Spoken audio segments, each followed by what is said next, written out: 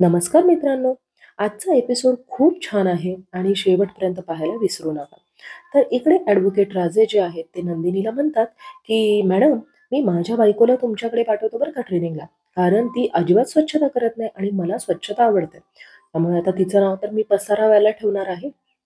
नंदिनीला आठवतं, की तिनेही जीवाचं नाव पसारेवालाच ठेवलेलं असतं. तर आता वकील सांगत असतात, की "हे बघा, लग्न झाल्यानंतर मोस्टली विरुद्ध पार्टीच मिळते. म्हणजे खास करून जर आपण स्वच्छ असेल तर समोरचा माणूस आपल्या विरुद्धच असतो. कोणतीही गोष्टी मेळ खात नाही. सगळं उलटच असतं." आता ॲडव्होकेट राजे म्हणतात, की "तुम्ही कंटिन्यू करा बरं का." तर आता जीवा जीवा म्हणतो, की "अजून प्रॉब्लेम्स?" त्याला तर बिचाऱ्याला काही प्रॉब्लेमच नाही. अजून प्रॉब्लेम असा विचार करतोय तो. तर इकडे आता जीवा बघून विचार करून शेवटी सांगतो, की "अहो, ही खूप बडबड करते. इतकी बडबड करते, की असं वाटतं ना कधी-कधी देवाने का कान दिलेत हे सगळं ऐकायला?" आणि भयंकर बडबड असते. कंटिन्युअस टॉक टाईम लाइक फ्रीचा टॉक टाईम आहे बरं का ही. असं बोलल्यानंतर ना नंदिनीला चीड येते आणि ती म्हणते, "मी फ्रीचा टॉक टाईम आहे?" तर आता ती सांगते, "सर, लग्न झाल्यापासून बॅलन्स नसलेल्या मोबाईलसारखे आहे ते. अगदी गप्प-गप्प." मला नेहमी असं वाटायचं, की कधीतरी बॅलन्स नसलेला मोबाईल ट्रिंग-ट्रिंग करेल, कधीतरी व्हायब्रेट होईल. नाही, पण कसलं काय सर, सायलेंट मोडवरच आहे हा फोन. नंदिनी जीवाकडे पाहून बोलत असते. जीवा एकदम विचित्रपणे पाहत असतो. आणि तुम्हीच सांगा सर, कायमस्वरूपी सायलेंटवर असलेल्या फोनला सुरू करण्यासाठी कुणी पुढाकार घेतलाच पाहिजे, होय की नाही सर? तर आता इथे वकील म्हणतात, "अगदी बरोबर बोललात बरं का." तर आता नंदिनी म्हणते, "काय आहे ना सर, मी ना यांच्या नावची पण बडबड करायची ना, त्यामुळे त्यांना असं वाटायचं, की मी जास्त बडबड करतीये आणि मी फ्रीचा टॉक टाईम आहे असं त्यांना वाटतं. आणि याच फुकटच्या टॉक टाईमची ना दिवसातून 10 वेळा तुम्हाला माझी गरज भासायची बरं का जीवा. वॉच वाजवून कोण बोलवून घ्यायचं मला असंही नंदिनी जीवाला म्हणते. जीवा निरुत्तर असतो. तो काहीच बोलत नाही. तर आता वकील म्हणतात, "कपल वॉच हे कोणी दिलं होतं आता?" तर नंदिनी म्हणते, "हे पण मीच दिलं होतं हो आमच्या 1 मंथ अॅनिव्हर्सरीला. यांना तर लक्षातही नव्हतं. ॲट मी दिलं तर दिलं."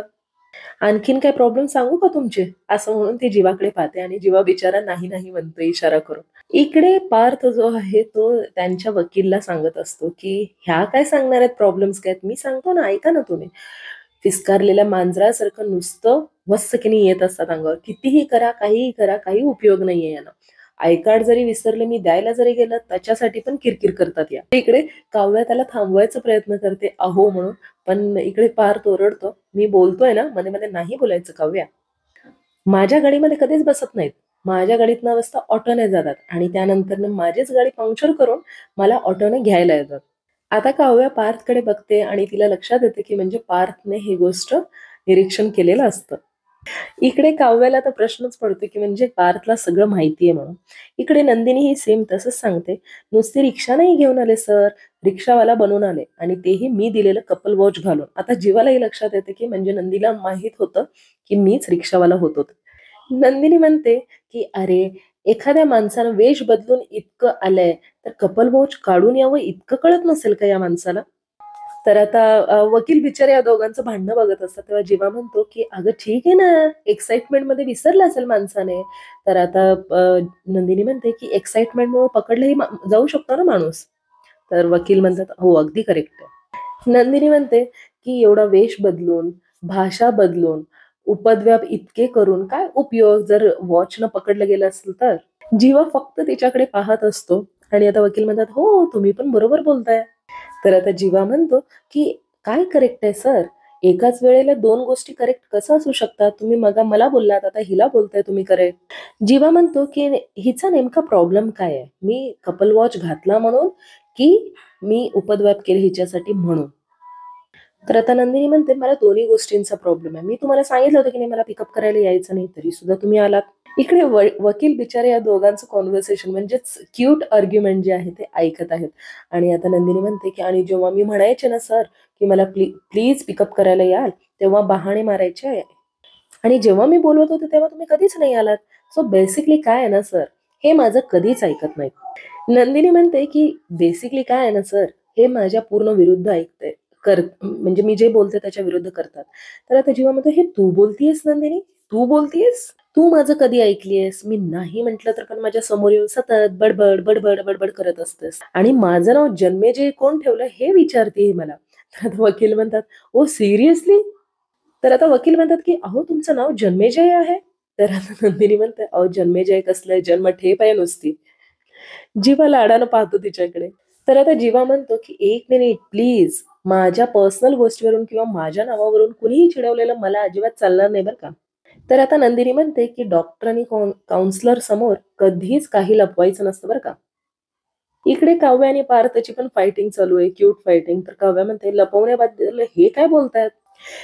तर हे तर लपून-छपून ना माझ्या रात्री घरी आले होते बरं का आणि ते पण लपून-छपून कोण येतं डिलिव्हरी वेशामध्ये आणि ते पण पेस्ट्री घेऊन. आणि त्या पेस्ट्रीमुळे मला खावं लागलं आणि परत नंतरनं झोप आली आणि त्या झोपण्यामुळे माझा अभ्यास झाला नाही. हा प्रॉब्लेम आहे माझा. तर आता पार्थ म्हणतो, की "अगं मी फक्त आणून दिलं होतं. ते खायचं की नाही ते तुमच्या हातात होतं. कुणी आग्रह केलं होतं का?" तर आता काव्या म्हणते, की "आग्रह करायचं तुम्ही बोलूच नका हो." पार्थ आता पुन्हा फॉर्ममध्ये आलाय बरं का. म्हणजे आधी कसं तो क्यूट भांडण करायचा ना काव्यासोबत, सेम त्या फॉर्ममध्ये आलेला आहे. "तुम्ही एवढ्या मेहनतीने ती पेस्ट्री आणला होतात ना, म्हणून मला खायला लागली ती." तर आता वकील पण एकदम गोड हसतच त्यांचं भांडण पाहतोय. हौस नाही आली आहे मला हे भर रात्री पेस्ट्री खायची. आणलं म्हणून खाल्लं. मुळात मला लग्न करायची हौस नव्हती. पहिल्या दिवसापासून मी सांगते मला डिव्होर्स हवाय, डिव्होर्स हवाय. तर आता इथे काव्य आणि पार्थ क्यूटली भांडत असतात. वकील मात्र हसत असते आणि इकडे जीवा आणि नंदिनीचं पण तेच चाललेलं असतं आणि आता ॲडव्होकेट राजे जे आहेत ते जोरात ओरडतात, "अहो हे तुमची बेडरूम नाहीये, हे कोर्ट आहे." तर हे दोघं गप्प बसतात. इकडे आता गुरुजी जे आहेत ते बसलेले असतात आणि तेव्हा वसू आत्या आणि रम्या हे दोघं येतात आणि वसू म्हणते, की "हे घ्या गुरुजी तुमची दक्षिणा." तेव्हा गुरुजी म्हणतात, "नाही मला मिळाली आहे माझी दक्षिणा." इतक्यातच मानिनी देऊन गेली. तर आता वसू आणि रम्या जे आहेत ते एकमेकांचं तोंड पाहतात तेव्हा गुरुजी म्हणतात, "ठीक आहे बोला तुम्ही. मला माहिती आहे तुम्ही ही दक्षिणा द्यायला आलेले नाहीयेत माझ्याकडे." तर आता वसू म्हणते, "बघ बोललो होतो ना रम्या मी तुला यांना सगळं कळतं म्हणून." तर इकडे आता वसू म्हणते, की "रम्या विचार अगं तुला काय विचारायचं?" तेव्हा रम्या म्हणते, की "आई अगं विचारले असते मी, पण हे गुरुजी जे आहेत ते मामींच्या माहेरचे आहेत ना आणि मी काय बोलले हे त्यांना सांगितलं तर काय करू मी?" तर आता गुरुजी म्हणतात, की "जे अटळ आहे ते होणारच. मी कुणाला काहीही सांगू दे. भविष्यात जे होणार आहे ते होणारच आहे." तर आता गुरुजी म्हणतात, "असो, माझ्याकडे जी शंका तू घेऊन येशील, ती शंका गुपितच राहणार आहे. मी कुणालाही सांगणार नाही एवढं लक्षात ठेव. विचार, तुला काय विचारायचंय ते विचार." तर आता रम्या म्हणते, "माझं लग्न." आणि तेवढ्यात गुरुजी म्हणतात, "होणार." तर आता रम्या म्हणते, "होणारच आहे. मी मनावर घेतल्यावर होईलच. पण आत्ता मी ते अ, मनावर घेत नाहीये, कारण मला माझं लग्न जे आहे माझ्या मनासारखं व्हायला हवं." गुरुजी इकडे मान हलवतात. तर गुरुजी म्हणतात, की "तसंच होणार आहे. अजिबात टेन्शन घेऊ नको." तर आता गुरुजी म्हणतात, की "माझ्या बोलण्यावर जर संशय असेल, तर तुमचं बोलणं जे आहे ते निरर्थक आहे." तेव्हा वसू म्हणते, "रम्या काय आहे ते स्पष्ट विचार ना." तर आता रम्या म्हणते, की "गुरुजी मी तुमच्या गोष्टीवर संशय नाही घेते, पण तुम्ही हो म्हटलात ना, त्यावरून मला म्हणजे इतक्या वर्षापासून मी ज्या गोष्टीची वाट पाहते आणि ती गोष्ट पुढे जाऊन होणार आहे. त्यामुळे मला खूप आनंद झाला म्हणून मी विचारले खरंच का? बाकी काही नाही गुरुजी तुमच्यावर संशय नाहीये मला." तर आता रम्या विचारते, की "गुरुजी माझा जोडीदार कोण असणार आहे?" तर गुरुजी म्हणतात, की "जो तुझ्या भाग्यात असणार आहे ना, तोच तुझा जोडीदार असणार आहे." तर आता रम्या विचारते, की "गुरुजी जे माझ्या भाग्यामध्ये आहे आणि जे माझ्या मनामध्ये आहे, हे दोन्ही पुरुष एकच आहेत ना?" असं ती गुरुजींना विचारते. तर गुरुजी म्हणतात, "ते तू काय प्रयत्न करशील ना त्याच्यावर आहे." तर आता रम्या म्हणते, "म्हणजे मी प्रयत्न केल्यावर होईल का हे सगळं?" इकडे वसू आणि रम्या दोघेही खूप खुश आहेत. रम्या म्हणते, की "आई तू ऐकलंस का? माझं प्रेम आता जिंकणार आहे बरं का." आणि गुरुजी त्यांच्याकडे पाहत असतात. तर आता रम्या म्हणते, "गुरुजी तुम्ही मला टाईम सांगू शकशाल का? म्हणजे किती महिने अजून लागतील माझ्या लग्नाला?" तर गुरुजी म्हणतात, "किती वर्षापासून वाट पाहतेस तू?" तर आता ही म्हणते, की "मी तर अगदी लहान असल्यापासूनच या वेळेची वाट पाहते." तर आता वसू म्हणते, की "अगं रम्या तू वेडेवाकडे प्रश्न काय विचारतेस? सरळ विचार ना तुला तुझ्या मनात काय आहे ते." तर आता रम्या विचारते, की "गुरुजी तुम्हाला फ्युचर दिसतं ना, तुम्हाला असं काही दिसतंय का होम हवन आहे आणि पार्थ तिकडे रेडी होऊन बसलाय, त्याच्या हातात माझ्या नावाचं मंगळसूत्र आहे आणि तुम्हाला असं काही दिसतंय का?" तर गुरुजी लगेचच हो म्हणतात. "हो, तसंच होणार आहे." असं ऐकल्यानंतर ना रम्या आणि वसू दोघेही खूप खुश होतात. रम्या म्हणते, की "गुरुजी तुम्ही सगळं हे खरं सांगताय ना, माझं मन ठेवायला म्हणून तुम्ही बोलत नाहीये ना?" तर गुरुजी म्हणतात, की "मी जे होणार आहे तेच मी सांगतो. जे होईल ते अटळ आहे." तर आता इकडे गुरुजी म्हणतात, की "मी स्पष्टच सांगतो. मला असं दिसतंय, की तू आणि पार्थ लग्नाची वस्त्र नेसून स्वखुशीने तुम्ही मांडवात बसलेला आहात आणि पार्थच्या हातात तुझ्या गळ्यात घालण्यासाठी मंगळसूत्रही आहे. सर्व मंडळींसमोर तुमच्यावर अक्षता घालण्यासाठी उभे आहात. म्हणजे सर्व मंडळी अक्षता घालायला उठतील. सनई चौघडे सगळं वाचतील. इकडे रम्या म्हणते, हो हो गुरुजी, तुम्ही सगळं जे सांगताय ना सगळं मी इमॅजिन करतेय. तर रम्या म्हणते की आई, आता तर मला कळून चुकलं बरं का, माझं आणि पार्थचं लग्न होणार म्हणजे होणारच. आई, तुला दिसलं ना ग? गुरुजी म्हणत होते ना तेव्हा मी पण इमॅजिन केलं ग, डोळ्यासमोर दिसत होतं माझ्या, आणि गुरुजी या दोघांच्या तोंडाकडेच पाहत राहतात. तर आता रम्या म्हणते की आई, नक्की होईल ना ग असं? तेव्हा वसू म्हणते की अगं होणार, गुरुजी स्वतः बोललेत ना, नक्की होईल. इथपर्यंत सर्व मनासारखं होईल, पण पण ह्या दोघी ऐकण्यामध्येच नसतात. दोघी जाम खुश असतात. नमस्कार कर, ती नमस्कार करते गुरुजींना. तर गुरुजी म्हणतात की माझं म्हणणं पूर्ण झालं नाहीये, पण हे दोघी आपली नाचतच असतात त्यामुळे लक्षच देत नाही. तेवढ्यात आता फोन येतो. गुरुजी पुढचं काही सांगणार असतात, पण त्यांना फोन येतो आणि ते निघून जातात. हे दोघी एकदम जाम खुश असतात. रम्या सांगत असते की मला छान दागिने साड्या वगैरे मस्त हव्या. वसू म्हणते, हो सगळं करणार आहे तुला मी. गुरुजी आता फोन आला म्हणून निघून जातात अर्धवट बोलूनच. तर आता इकडे वकील जे आहेत ऍडव्होकेट राजे, ते म्हणतात की जोक सपाट, पण तुमचे जे कारण आहेत ना ते खूपच किरकोळ आहेत. आणि जेव्हा म्हणतो काय, तर वकील म्हणतात की हो मिस्टर अँड मिसेस देशमुख, तुमची जी ही भांडणं कितीही म्हणा तुम्ही जेन्युअनली सांगितलात तरीही खूप किरकोळ आहेत आणि हे कोर्ट मान्य करणार नाही. तर आता नंदिनी आणि जीवा एकमेकांचं तोंड पाहतात आणि सेम काव्य आणि पार्थ सोबतच. आता वकील म्हणतात की हे बघा, तुम्ही कितीही सांगितलात की तुमचे भांडणं आहेत आणि कारण दिलात, तरी तुमची भांडणं खूपच नॉर्मल आहेत आणि हे कोर्टच काय, तुमचा वकीलही तुम्हाला डिवोर्स देऊ शकणार नाही. आणि इकडे नंदिनीचे पण वकील म्हणतात की शिवाय तुमचं लग्न होऊन खूपच कमी काळ झालेला आहे. इकडे काव्य आणि पार्थचे वकील म्हणते की 1 महिना 28 दिवसामध्ये तुम्हाला डिवोर्स हवाय आणि एवढा खूपच कमी वेळ आहे, तुम्ही एकमेकांना ओळखूनही घेतलं नसेल आणि मी हे डिवोर्स मान्य नाही करू शकत. तर वकील म्हणते त्यामुळे मी तुम्हाला असं सुचवेन की तुम्ही डिवोर्स फाईल न करता तुम्ही एकमेकांना वेळ द्या. तर आता काव्य म्हणते की नाही नाही, प्रश्न तो नाहीच आहे. मुळात आमचं लग्न खूप वेगळ्या परिस्थितीमध्ये झालेलं आहे. हो, आणि त्याचा ब्लेम मी पार्थवर नाही करणार आहे. तर आता काव्या म्हणते की ऍक्च्युली ते सुद्धा माझ्यासारख्याच परिस्थितीमध्ये अडकून पडलं होतं. ऍक्च्युली माझीच चूक आहे. मी त्या दिवशी आई बाबा गावातल्या सगळ्या लोकांचं ऐकून मी जर प्रेशरमध्ये आलेच नसते तर हे सगळं झालं नसतं. लग्नामध्ये जी परिस्थिती होती तेव्हा लग्न करूया आणि गावातून पहिला बाहेर पडूया असं आणि काय होईल ते होईल नंतर न पाहूया असं ठरलेलं असताना पण मी घरी आल्यावर काव्याला मी मोकळं नाही केलं. त्यांची इच्छा नसताना सुद्धा मी त्यांना बायको म्हणून वागवत होतो. इकडे काव्य एकदम पाहते पार्थकडे. लग्नाच्या दिवसापासून त्या वारंवार म्हणत होते की त्यांना डिवोर्स हवाय, डिवोर्स हवाय, पण मीच माझे प्रयत्न चालू ठेवले यांना संसारात गुंतवण्याचे. तर इथे काव्या खूप इमोशनली पाहतीये पार्थकडे. इकडे आता नंदिनी आणि जीवा जे आहेत वकीलना सांगत असतात. नंदिनी म्हणते की ऍक्च्युली चूक माझीच आहे, मीच खूप गाफील राहिले, त्या दीपकवर मी विश्वास ठेवला आणि हे सगळं झालं. ऍटलिस्ट पार्थ आणि काव्याचं लग्न झालं तेव्हा मागच्या मागे मी निघून जायला हवं होतं, पण मी जाब विचारायला पुढे आले. मी तर काय करणार, मी खूप हर्ट झाले होते, पण सगळेजण माझ्याच विरोधात उभे राहिले आणि सगळ्यांच्या आरोपामुळे मी गुदमरून गेले होते. आणि त्या मोहलमध्ये मला कोणी हात धरायला पुढे आलं, माझा हात, त्यांचा हात मी धरला. आणि हा विचार पण मी नाही केला की समोरचा माणूस मनापासून करतोय का जीवावर करतोय, पण त्या माणसाने दयेपोटी केलं आणि दयेपोटी फक्त चॅरिटी होत असते सर, संसार नाही. इकडे आता जीवा म्हणतो की प्लीज असं बोलू नकोस नंदिनी, यात तुझी काहीच चूक नाही. दोष कोणाचा असेल तर तो माझा आहे, मी चुकीचं वागलो. जेव्हा मला माझ्या गर्लफ्रेंडचं लग्न झालं असं कळलं तेव्हा मी खूप रागाला आलो होतो आणि सगळेच तुझ्यावर चिखलफेक करत होते आणि मला हे सगळं नाही पाहवलं गेलं आणि त्यासाठी मी लग्नाला तयार झालो आणि माझ्यासोबत मी तुझंही आयुष्य बर्बाद केलं.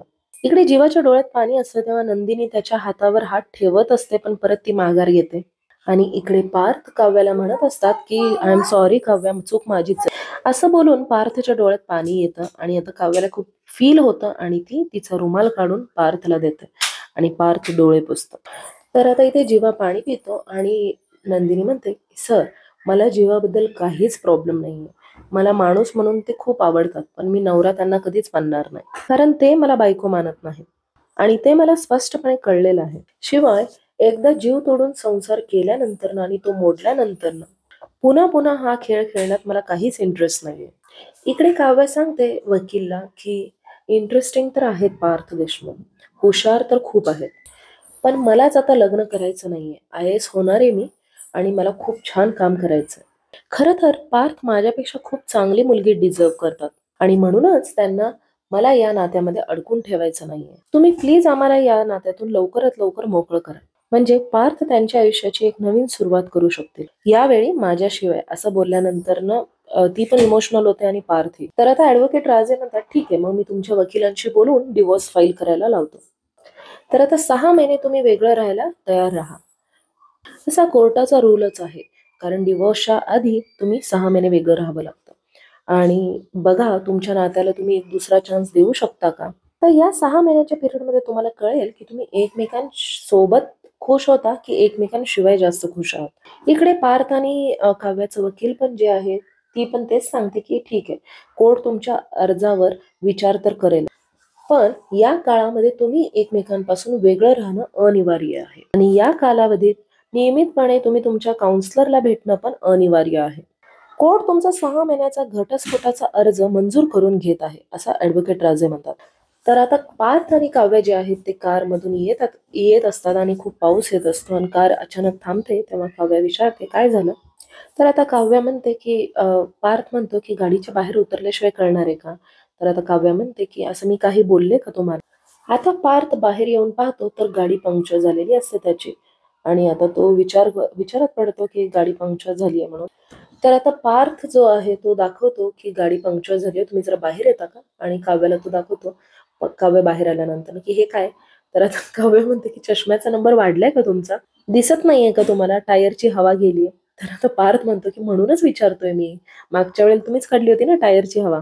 तर आता काव्य म्हणते म्हणजे म्हणायचं काय तुम्हाला की कोर्टाच्या बाहेर आल्यानंतर मी तुमच्या टायरची हवा काढली का. तर आता इकडे काव्य म्हणते की काही पण नका बोलू हं पार्थ, मला काही नडलं नव्हतं की मी हवा काढून आपण इथं सुनसान जागेमध्ये येऊन पडावं. तर आता पार्थ म्हणतो हो ते तर आहे, आपण नको त्या लग्नात पण तर अडकलोच आहे ना. तर आता काव्य म्हणते अर्ज मान्य केलाय ना आता कोर्टाने, सहन करा मग 6 महिने. पार्थ जो आहे असं बोलल्यानंतर काव्य असं बोलल्यानंतर काव्याकडेच पाहत राहतो आणि हे 6 महिने आभाळ जरी कोसळला ना तरी मी तुमच्या मागे येणार नाहीये पार्थ.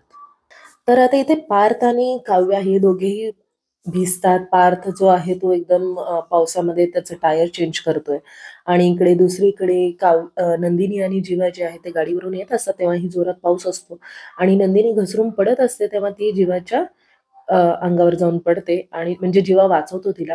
तर आता खूप क्यूट मुवमेंट दाखवलेलं आहे आणि मुळात कसं आहे, आता या लोकांमध्ये जवळीक कशी साधेल हे आपल्याला आता लगेचच थोड्या महिन्यांमध्ये कळणार आहे. ऑब्व्हियसली आता 6 महिने म्हणजे टीव्हीवर तरी एक 3 महिने तरी घेतीलच हे ट्रॅक चालवायला. तर मित्रांनो प्लीज माझं चॅनल सबस्क्राईब करा.